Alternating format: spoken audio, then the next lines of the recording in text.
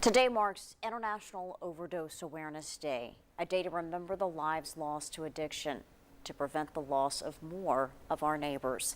In Knox County, at least one person is dying a day of a drug overdose.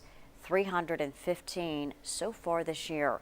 Reporter Mary Klingler explains why people on the front lines of the drug fight say one of their most important efforts is to end the stigma tied to addiction. It's a good feeling, to be able to wake up every day and know that everything is going to be okay. It wasn't always that way for Austin Terrell.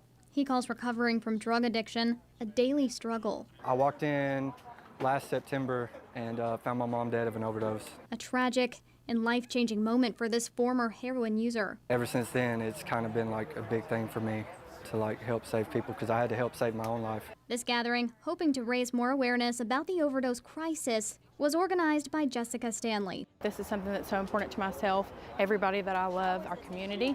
So tonight really is just about awareness and hope. We want people to leave, with a little bit more hope than what they came in with. It's yet another way to offer help to people fighting addiction and the people trying to help them. It gives me a great feeling to know that there's people like me, but then it's sad to see the one who's lost their lives. These shoes symbolize those lives lost. This gives me hope, and it makes me feel great to be alive, because we used to be in a dark spot, and I'm just glad to have a group of family that loves us and cares.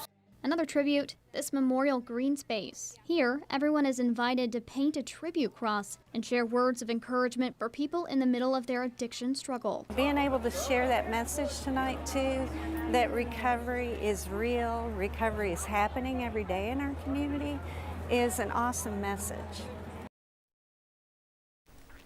Yes, it is, Mary. Still 4 months left in the year.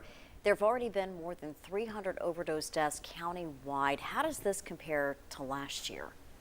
Well, Beth, last year, more than 500 people in our county were lost to drug overdose, and that's the most ever overdose deaths in our area. Now, the Metro Drug Coalition is working to not top that all-time record.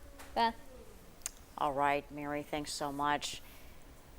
And again, the nonprofit organization offers free overdose training, making it easier to access overdose reversing drugs like Narcan.